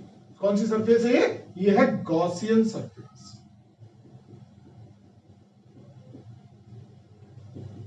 देखो गॉसियन सरफेस, और बात करी जा रही है कि यहां पे कितना होना चाहिए, 0 होना चाहिए। अब 0 होना चाहिए तो इसका मतलब अगर इफ E इक्वल टू 0 होगा तो Q इक्वल टू भी 0 होगा। जो चार्ज होगा वो भी कितना होगा, 0 होगा। Q enclose by the Gaussian surface कितना होना चाहिए, 0, क्योंकि इलेक्ट्रिक फील्ड को क्या बोला जा रहा है, 0 बोला जा रहा है। तो अगर इलेक्ट्रिक फील्ड आपका 0 है इस जगह पे, तो अब हम लोग इसको कैसे सॉल्व करें, इसकी बात कर लेते हैं। अब देखो यहां पे आपका क्या होना चाहिए, इलेक्ट्रिक फील्ड आपका 0 होना चाहिए। अगर इलेक्ट्रिक फील्ड यहां पे 0 होगा तो इसका मतलब इसके अंदर चार्ज कितना होगा, 0 होगा। For electric field to be 0, for electric field to be 0, Q enclose equals to 0। अब Q एनक्लोज की बात करूं तो इसके पास तो भाई प्लस Q है, तो अगर इसके पास प्लस Q है तो तुरंत यहां इस सरफेस पर माइनस Q चार्ज आपका डेवलप हो जाएगा। तो Q एनक्लोज 0 होने की वजह से आपने क्या किया कि यहां पर चार्ज कितना हो जाएगा, माइनस Q हो जाएगा। अब माइनस क्यू इसके पास आ गया, बट कंडक्टर कैसा था भाई? कंडक्टर था आपका न्यूट्रल। अगर कंडक्टर आपका न्यूट्रल है तो अब आप कैसे सॉल्व करें इसे भाई? तो अब क्या होगा, अगर माइनस क्यू यहां आ गया तो प्लस क्यू यहां दे दो भाई। अगर आपने प्लस क्यू यहां दे दिया तो अब कंडक्टर के पास नेट चार्ज कितना हो गया? माइनस क्यू प्लस क्यू कितना हो गया? 0। यहां पे इसके पास क्यू बना हुआ है। इनिशियली हमारे पास चार्ज कितना था? आइसोलेटेड सिस्टम में बात करूं तो केवल क्यू। फाइनली कितना है? Minus Q plus Q plus Q कितना हो गया? फिर से क्यू। मतलब आपका माइनस क्यू चार्ज इधर आ जाएगा, क्यू यहां आ जाएगा और प्लस क्यू यहां आ जाएगा। तो इस तरीके से आपका चार्ज का रीडिस्ट्रीब्यूशन हो जाता है जब भी आप इस तरीके से इस तरीके का अरेंजमेंट आप बना के दोगे। तो आई थिंक ये कंसेप्ट आपको यहां से समझ में आ गया होगा। चलो इसके कंसेप्ट को हम लोग थोड़ा और आगे बढ़ाते हैं और आगे की बात करते हैं। मैं अभी बोल, अब देखो अभी वाली बात को हम लोग वापस से लिख लेते हैं कि भाई क्या था? Inside a conductor E equal to 0 और Q इक्वल टू 0। ये दो कंडीशन होना बहुत जरूरी है भाई इनसाइड अ कंडक्टर। तो अगर ये दो कंडीशन है हमारी, कहां पे है? आपकी inside the material of the conductor. Inside the material of the conductor. और सिंपली बात करें कि आपका electric field inside a conductor is 0। ठीक है, तो ये बात हम लोगों ने यहां से नोट करके रख ली। अब देखो रीडिस्ट्रीब्यूशन के एक एग्जांपल ऑलरेडी मैं ले चुका हूं, बहुत काम की चीजें हैं दोनों ही। अब देखो आगे की बात अगर मैं करूं कि एक कोई हम लोग एक एग्जांपल ले लेते हैं कि भाई एक एग्जांपल लेते हैं। चलो क्या कर रहे हैं हम लोग एग्जांपल में क्या ले लिया कि भाई एक के पास हम लोगों ने यहाँ पे दो कॉन्सेंट्रिक स्फीयर्स मान लिया भाई इस तरीके से। एक को चार्ज दिया यहाँ पे क्यू दे देते हैं चार्ज, और यहाँ पे मान लेते हैं 2Q चार्ज है और यहाँ पे 3Q चार्ज है। अब कितना कितना किस पे आ जाएगा चार्ज उसके बारे में बात करनी है। या एक को -2Q मान लेते हैं, चलो -2Q। अब कितना कितना चार्ज होगा किस किस बॉडी पे? तो सबसे पहली बात समझे, अब इसे खोल के थोड़ा सा बड़ा कर लेते हैं भाई, बड़ा कर लेते हैं। अब देखो जूम आउट किया इसको। अब अगर मैं जूम करूं इसको तो एक ऐसे मान लिया और ये उसका मटेरियल वाली जगह आ गई। ठीक है, सेम तरीके से आपने इस तरीके से मान लिया इसको।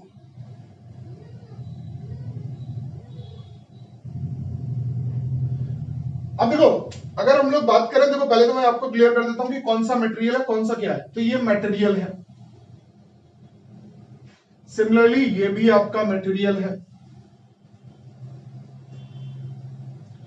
तो ये आपके दोनों मटेरियल हैं। यहां पे आपका चार्ज दिया गया है Q और यहां पे चार्ज दिया गया है आपको -2Q और इसको 3Q। ऐसा ही तो आपका था। अब देखो सबसे पहली बात आएगी कि हम लोग यहां पे अगर जब गॉसियन सरफेस को कंसीडर करेंगे, मैंने यहां पे गॉसियन सरफेस कंसीडर कर ली। अब गॉसियन सरफेस का कहना क्या भाई? गॉसियन सरफेस का कहना होगा कि भाई यहां पे आपका कितना होना चाहिए? इलेक्ट्रिक फील्ड आपका इनसाइड में 0 होना चाहिए। इनसाइड में 0 होना चाहिए, तो इसका मतलब Q अगर यहां होगा तो इसके अंदर 0 करने के लिए मुझे यहां पे कितना चार्ज चाहिएगा? यहां पे चार्ज चाहिएगा -Q। अब -Q अगर यहां आ गया तो बाहर कितना बचा? बाहर बचा माइनस का Q, क्योंकि टोटल तो इसके पास -2Q था। तो अगर -Q अंदर जा चुका है तो -Q बाहर बचेगा। अब बात करूं कि अगर मेरे को ये थर्ड वाले पे बात करनी हो तो थर्ड वाले के लिए भाई गॉसियन सरफेस मान लेते हैं। अब इसके लिए भी क्या नेसेसरी कंडीशन है कि भैया चार्ज इसको भी 0 चाहिए। अब चार्ज इसको 0 चाहिए तो देखो चार्ज कितना है टोटल? एक है Q और एक है -2Q। तो इसके अब कितना होना चाहिए? इस पे होना चाहिए भाई Q चार्ज, तभी तो 0 होगा। Q ये -Q प्लस Q टोटल मिला के 0। या आप ऐसे समझ लें -2Q और Q टोटल कितना हो गया? -Q। तो इसको कितना चाहिए? +Q। तो +Q चार्ज इसके पास आ जाएगा। अब +Q अगर इसके पास आया तो टोटल चार्ज तो 3Q था, तो इसके पास कितना आ जाएगा? प्लस का 2Q। हो गया हमारा चार्ज का डिस्ट्रीब्यूशन। बड़ा इजी सा काम है भाई, इजीली हम लोग इस तरीके से कर सकते हैं। गॉस लॉ लगाओ, गॉस लॉ लगा के आपका काम हो जाएगा रहेगा। आपको प्रॉपर्टी कौन सी याद रखनी है कि इलेक्ट्रिक फील्ड इनसाइड में 0 होगा, Q इक्वल टू आपका 0 होगा। इस तरीके से अगर प्रॉपर्टी को आप लगाओगे तो आपका काम हो जाएगा। चलो मैं आपको एक और एग्जांपल देता हूं, एक और एग्जांपल ले लेते हैं। मान लो ऐसे है कि एक आपका ये ऐसे और ऐसे, 3 है, इसके पास Q चार्ज, इसके पास मान लेते हैं यहाँ पे आपका 2Q चार्ज, यहाँ पे मान लेते हैं 3Q चार्ज वो भी माइनस का, और यहाँ पे मान लेते हैं 7Q, कुछ ऐसे ही मान लेते हैं, या यहाँ 4 कर लेते हैं, माइनस का 4Q, थोड़ा सा अलग रहेगा, अदरवाइज 0 हो जाता है थोड़ी देर, ठीक है। वो 0 ना हो केवल इस वजह से, अदरवाइज उसमें भी कोई प्रॉब्लम नहीं आने वाली है। अब देखो इसको जूम आउट करते हैं।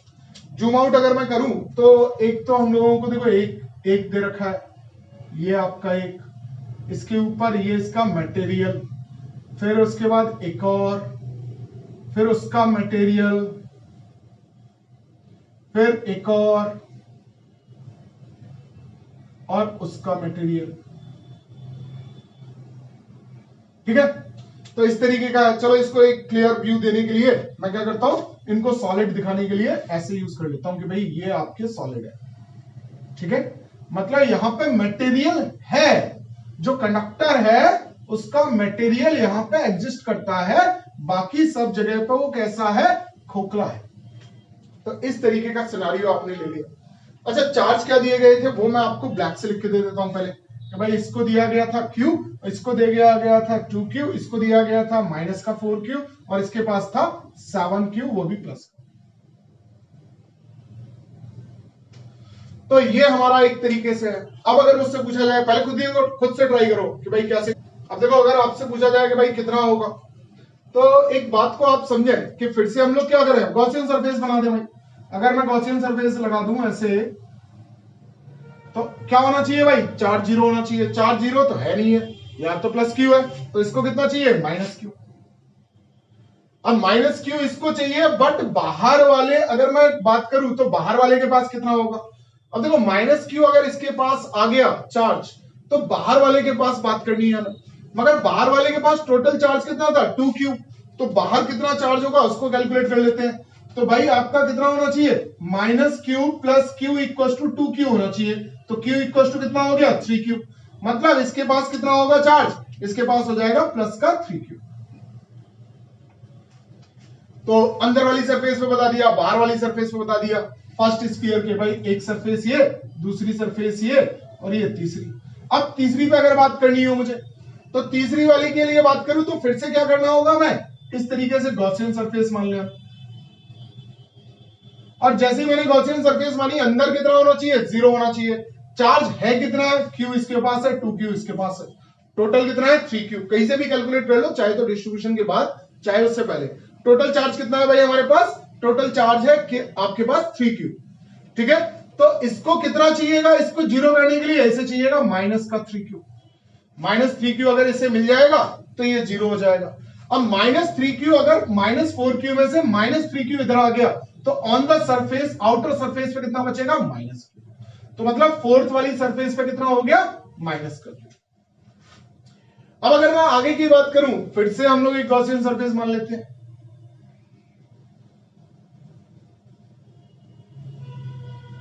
तो ऐसे मान लिया हम लोगों ने। अब जब गॉसियन सरफेस को ऐसे मान लिया, अब क्या होगा। अब अगर मैं बात करूं तो यहां पे फिर से वही सब बातें करेंगे हम लोग कि भाई अब क्या हो जाएगा। अब फिर से निकाल लेते हैं कि भाई अंदर कितना होना चाहिए, 0। अब अंदर 0 होना चाहिए, अंदर चार्ज है कितना है, Q plus 2Q minus 4Q, तो कितना बचा, माइनस का Q। तो माइनस का Q चार्ज है अंदर, तो इसे कितना चाहिएगा, इसे चाहिएगा प्लस Q चार्ज, तभी तो 0 होगा।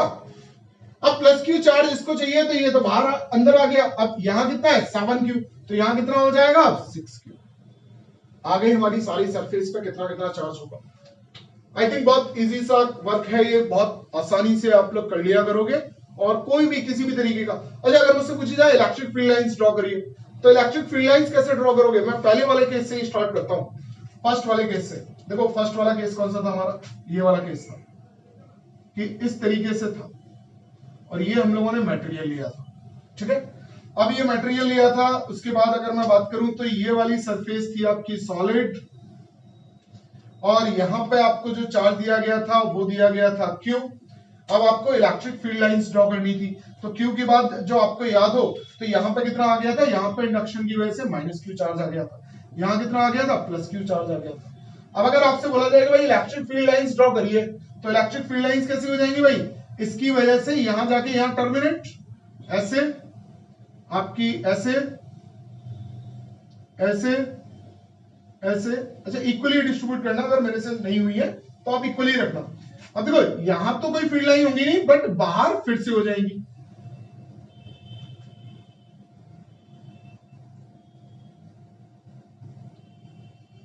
और ये आपकी इलेक्ट्रिक फील्ड लाइंस बनके ड्रॉ हो गई कि भाई एक स्फीयर की वजह से अगर आपको इस तरीके से बनानी हो कि एक अंदर क्यू चार्ज रखा हुआ है, फिर एक थिन शेल रखा हुआ है, तो इलेक्ट्रिक फील्ड लाइंस ड्रॉ करिए तो इलेक्ट्रिक फील्ड लाइंस ऐसे होंगी। ठीक है, अगर सिमिलरली अगर मैं यहाँ के लिए ड्रॉ करना चाहूँ, देखो यहाँ पर भी थोड़ा सा अगर हम लोग ड्रॉ करने की कोशिश करें तो देखो क्या होगी, चलो एक कलर दूसरा यूज करें।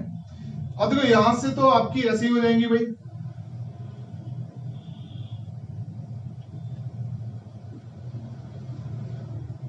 क्लियर, अंदर होंगी नहीं इसमें। उसके बाद बाहर की बात करें तो ये है माइनस क्यू, ये है प्लस क्यू। अब इलेक्ट्रिक फील्ड लाइंस कैसे होंगी भाई, उनकी बात कर लेते हैं।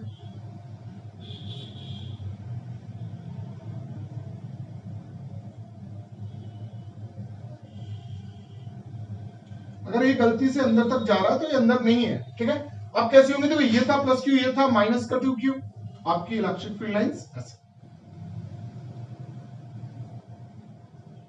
ठीक है। अगर आउटसाइड की बात करी जाए तो आउटसाइड में क्या हो जाएगा भाई, आउटसाइड में देख लो, आउटसाइड में देख लेते हैं। तो पहले तो हम लोग सारी लाइंस को कनेक्ट ही कर लेते हैं,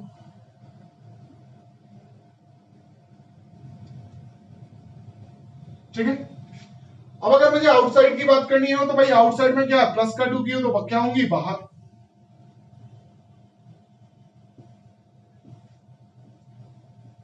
इस तरीके से।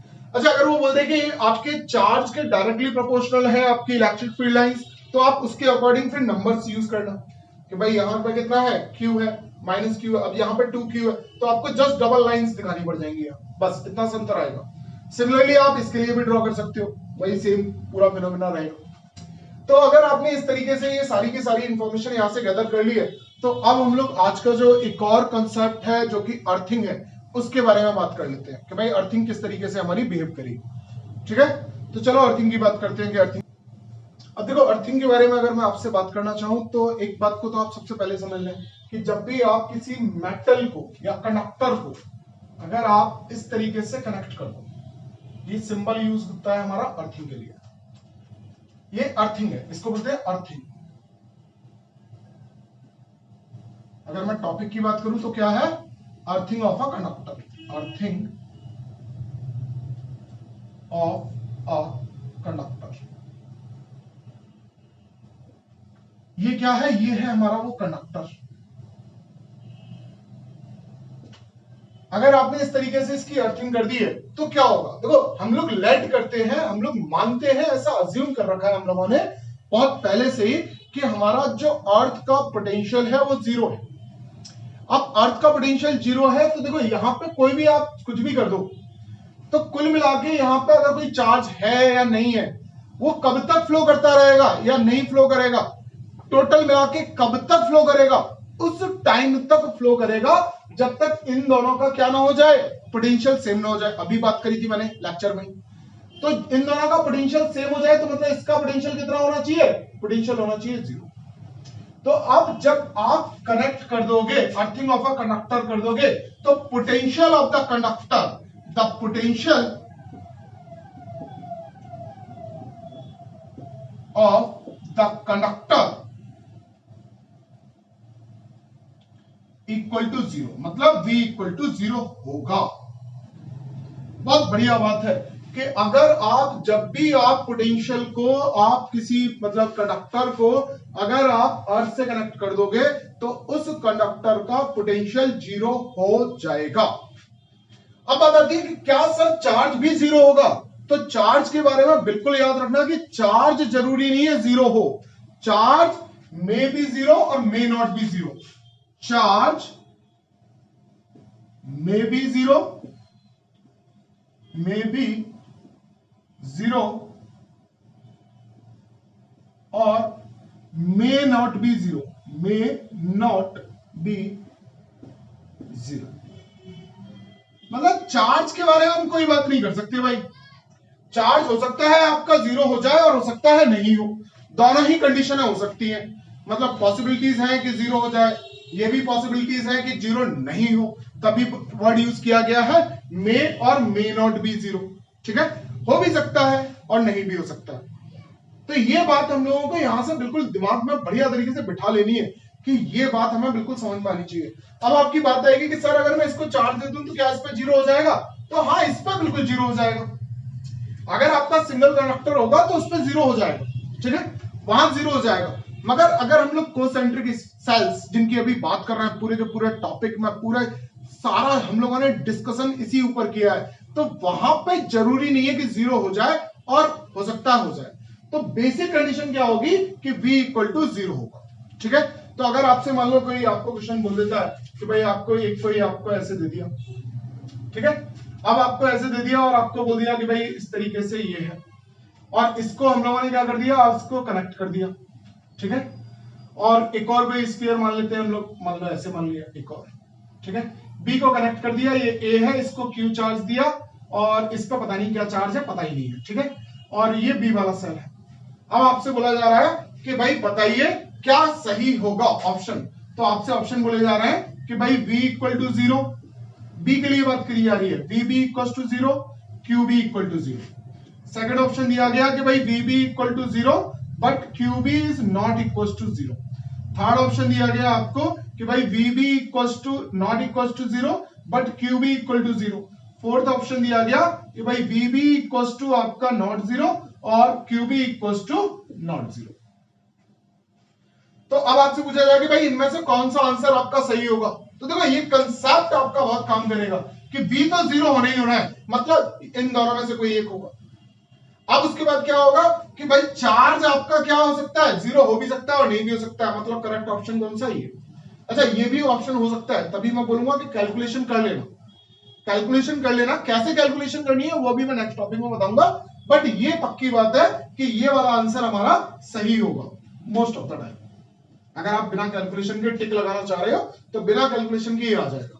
अब बात आती है कि नहीं साहब, हम तो बिल्कुल परफेक्ट तरीके से ही टिक लगाना चाह रहे हैं, विद प्रॉपर कैलकुलेशन ये बात करना चाह रहे हैं, तो हम लोग कैसे सॉल्व करेंगे? तो उसको सॉल्व करने के लिए चलो मैं आपको एक एग्जांपल लेता हूं। जब तक के लिए आप ये जो बेसिक चीजें मैंने बात करी हैं, इनका आप क्या करो, एक स्क्रीनशॉट ले लो फटाफट से। ठीक है, अब देखो अभी एक बात चल रही थी ना कि सर इसको कैलकुलेट कैसे किया जाएगा, जो अभी आप बात बता रहे थे। तो उसको कैलकुलेशन करने के लिए कि भाई कितना चार्ज उसके पास होगा, मतलब क्यू जीरो नहीं है, और क्यू जीरो नहीं है तो कितना है भाई, वो भी तो आंसर देना पड़ सकता है। कभी आपके एडवांस में क्वेश्चन आ सकता है कि भाई इसका आप बताइए कि कितना होगा। तो उसको फाइंड आउट करने के लिए अब देखो मैं एक एग्जांपल ले रहा हूं, उस एग्जांपल से आप क्लियरली समझ जाओगे कि कैसे सॉल्व करना। तो देखो सबसे पहली बात, अगर हम लोग मान लेते हैं कि भाई एक कोई आपका सेल है, ठीक है, इसको बोल देते हैं शेल ए, रेडियस है इसकी आर। ठीक है, उसके बाद हम लोग एक और शेल ले लेते हैं कि भाई एक और शेल है हमारे पास, ये है शेल बी, और इसको ही हम लोगों ने अर्थ कनेक्टेड कर दिया है। ठीक है, उसके बाद हम लोग ले लेते हैं एक और शेल, शेल सी।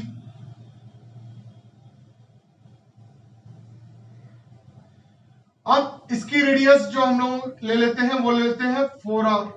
ठीक है, इसकी रेडियस मैंने अभी ली नहीं, चलो इसकी रेडियस ले लेते हैं हम लोग, इसकी रेडियस है 2r। ठीक है, अब चार्ज ले लेते हैं भाई, चार्ज मान लेते हैं कि इस पे है आपका q चार्ज और इस पे मान लेते हैं 2q चार्ज, ऐसा कुछ मान लिया हम लोग। अब क्या क्या होगा, कैसे होगा, उसकी बात कर लेते हैं कि कितना किसके पास कैसे कैसे चार्ज पहुंचेगा। तो कितना होगा, कैसे होगा, जो अभी हम लोग बात कर रहे थे कि भाई ये हमारा बी है, इसको हम लोगों ने नाम दिया सी, सी स्फीयर इसके पास है। तो ये टोटल मिला के हमारा क्वेश्चन है। क्वेश्चन में क्या दिया गया है, हमें 3 कोसेंट्रिक स्फीयर्स दिए गए हैं ABC.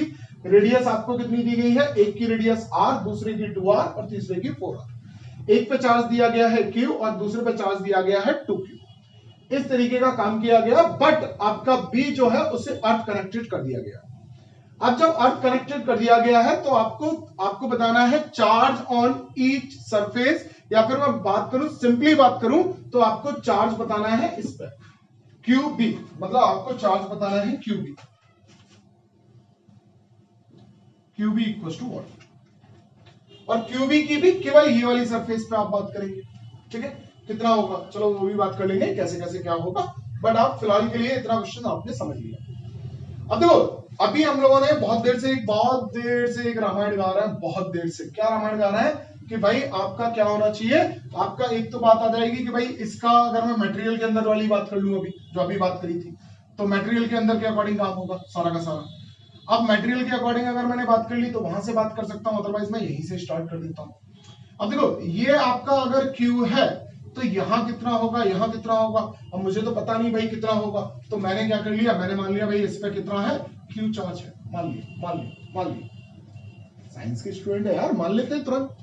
Late charge on B sphere is Q, बात खत्म हो गई कि भाई बी वाले स्फीयर पे Q चार्ज रखा हुआ है, बात खत्म है हमारी। अब अगर बी वाले पे Q चार्ज रखा हुआ है तो एक बेसिक कंडीशन क्या दी गई है, if conductor is connected to earth, potential V equal to 0, उस कंडक्टर का पोटेंशियल 0 होना चाहिए, ये हमारी बेसिक कंडीशन थी। तो इसी को यूज कर लेते हैं, भाई कौन कनेक्टेड है, कनेक्टेड है बी, तो बी का पोटेंशियल कितना होना चाहिए, 0, तो वी बी इक्वल टू कितना होना चाहिए, 0।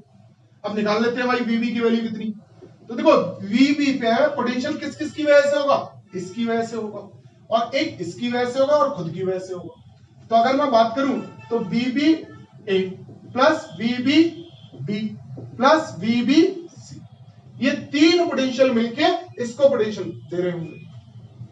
अब तीनों पोटेंशियल की वैल्यू को लिख लेते हैं, तो वीबी ए क्या हो जाएगा भाई आपका, वीबी ए ये वाली चीज है, इसके लिए कौन है, बाहर है अंदर है, बाहर है, आउटसाइड का केस है, आउटसाइड का केस है तो रेडियस कितनी लेनी पड़ेगी मुझे, 2r, जो कि इसकी रेडियस है, कितना हो गया kq अपॉन में कितना आ गया 2r, प्लस अब मुझे तो पता नहीं इसके पास कितना है, मैंने मान लिया था q, तो kq अपॉन 2r, प्लस अब c की वजह से निकालूं तो c के लिए क्या है, इनसाइड का केस है, इनसाइड का केस है तो हम लोग क्या लेंगे, kq, Q ये नहीं 2Q है, डिवाइडेड बाई कितना हो जाएगा 4R, रेडियस थी इसकी 4R। तो ये हम लोगों ने पोटेंशियल निकाल लिया, बट आपका VB इक्वल टू कितना है 0, तो ये इसको 0 रख दिया हम लोगों ने।